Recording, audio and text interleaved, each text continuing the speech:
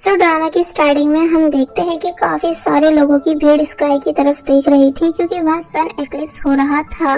जिसके बाद अब हम एक मैनेजर को देखते हैं जो कि आइडल्स को बुला रहे हैं उनके फर्स्ट रेडियो इंटरव्यू के लिए, क्योंकि ये लोग अभी अभी डेब्यूट हुए हैं।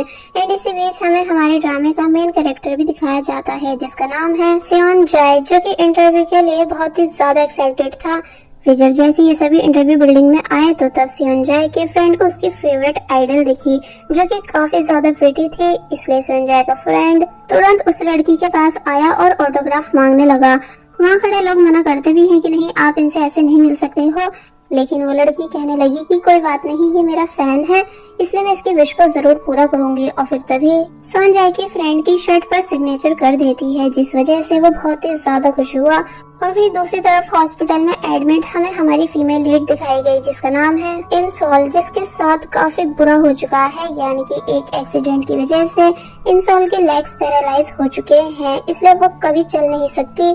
इंसोल की मॉम भी इंसोल के लिए परेशान थी, इसलिए उसको रिलैक्स फील कराने के लिए इधर उधर की बातें कर रही थी, मगर वो उनकी बातों को भी कोई रिस्पांस नहीं देती। साथ ही वहाँ रखे रेडियो पर सेओनजाए के ग्रुप के बारे में ही बताया जा रहा था। गलती से इंसोल के मदर ने इंसोल का गलत नेल कट कर दिया जिस वजह से ब्लीडिंग होने लगी, मगर इंसोल को तब भी कोई फर्क पड़ता ही नहीं, यानी वो अभी सिर्फ सदमे में बाहर ही देख रही होती है।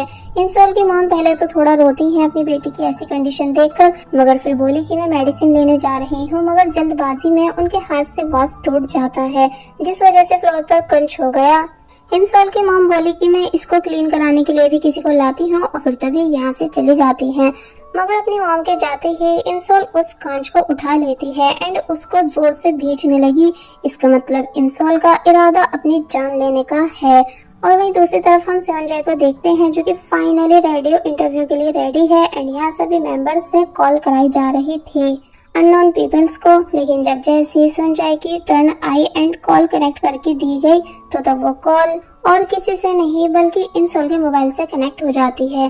पहले तो काफी देर तक इंसोल कॉल पिक नहीं कर रही होती है, लेकिन जब सामने वाली आंटी के काफी बोलने पर उसने कॉल को फाइनली पिक किया तो तब सेओनजाए ने अपना इंट्रोडक्शन इंसोल को दिया, लेकिन इंसोल कहती है कि मैं तुम्हें नहीं जानती।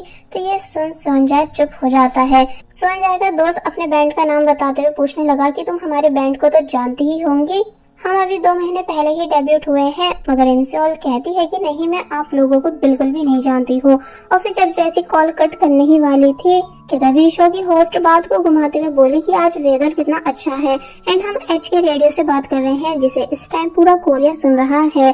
बाय द वे, आपने हमारी कॉल पिक की है, इसके लिए थैंक्स। साथ ही आपने विन किए हैं लेटेस्ट शूज पेयर जिन्हें पहनकर आप अपने दोस्तों के साथ पिकनिक पर जा पाओगे। तो ये सुन इंसोल को गुस्सा आने लग जाता है क्योंकि वो चल नहीं सकती है एंड उसको शूज देने की बात बोली जा रही है, इसलिए कहने लगी कि मुझे कुछ भी नहीं चाहिए, आप प्लीज मुझे परेशान मत करो। तो तब होस्ट कहती है कि कोई नहीं, तो फिर हम आपको बाईसाइकिल गिफ्ट कर देंगे। तो ये सुन इंसोल को अब और भी ज्यादा गुस्सा आ गया, इसलिए वो चिल्लाकर कहने लगी कि क्या मेरे साथ कोई मजाक किया जा रहा है, यानी जब मुझे तुम लोगों से कुछ नहीं चाहिए तो फिर आप क्यों मुझे जबरदस्ती परेशान कर रहे हो। वेदर तुम लोगों के लिए अच्छा होगा, लेकिन मेरे जैसे लोग जो कि अब कभी चल नहीं सकते हैं उनके लिए वेदर बिल्कुल भी अच्छा नहीं।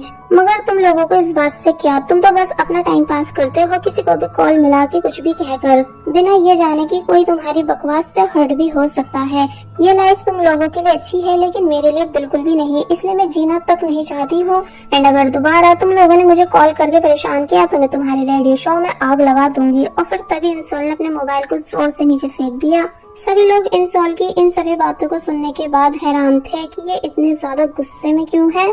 तो वहीं पीछे से कहा जा रहा था कि कॉल को कट कर दो, लेकिन सेओनजाए ऐसा करता नहीं बल्कि इंसोल से बात करने की कोशिश करने लगा एंड बोला कि क्या तुम मेरी आवाज सुन पा रही हो, अगर हाँ तो मुझे तुमसे कुछ कहना है।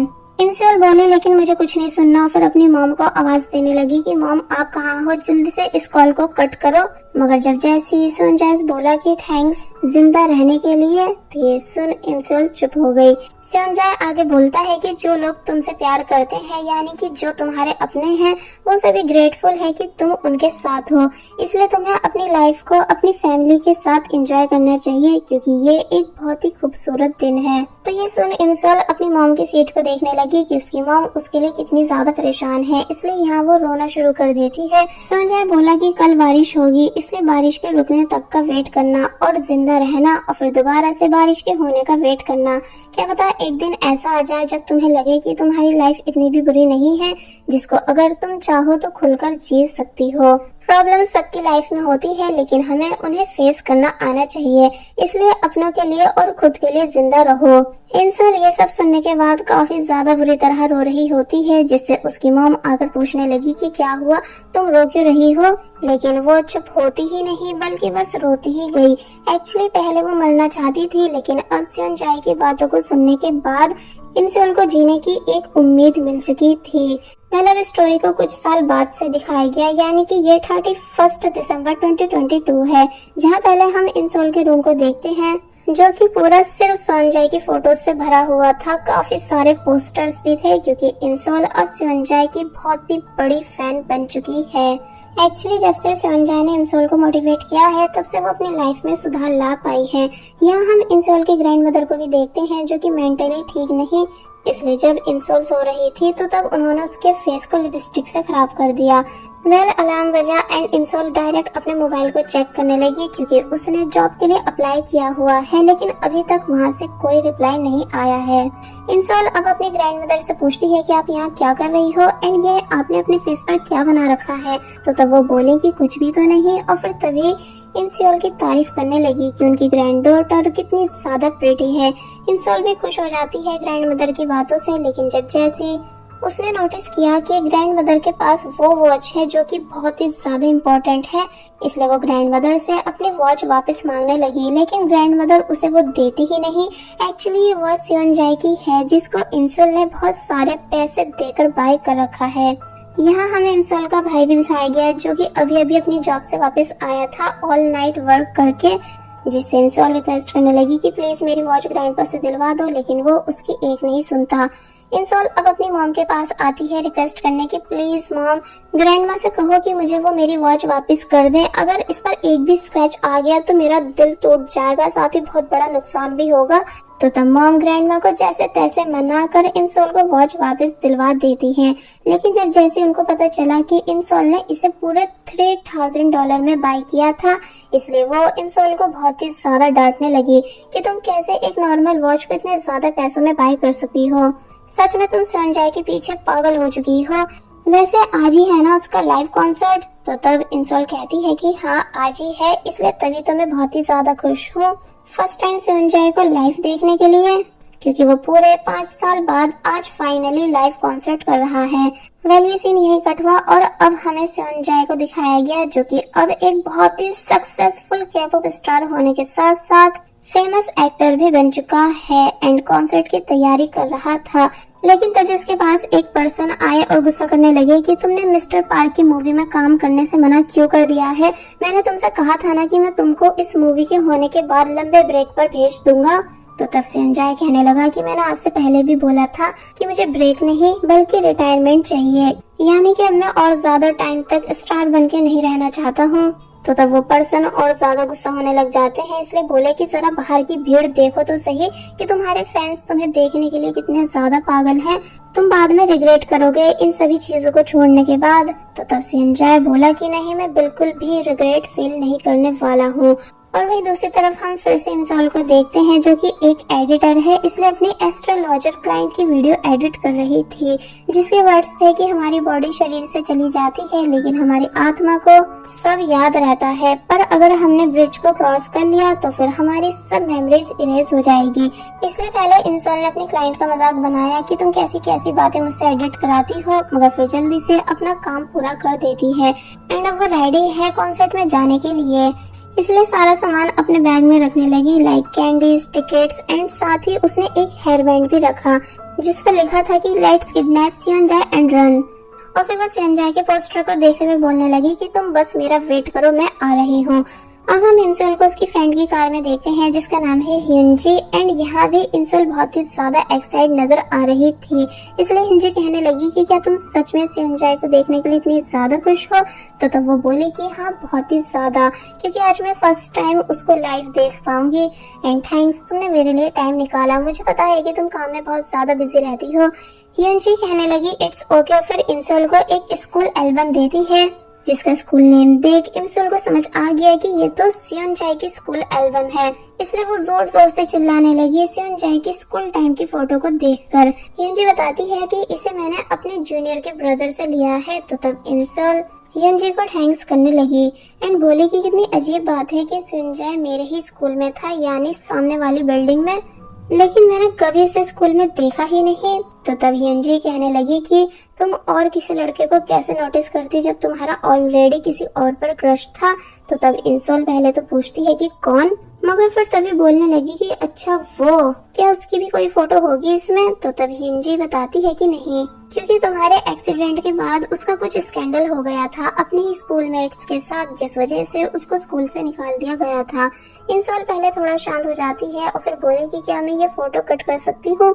तो तब ह्यूनजी कहने लगी कि हाँ हाँ बिल्कुल, तुम्हें जो करना है वो करो। और फिर तभी ये सीन यहीं पर कट हो गया।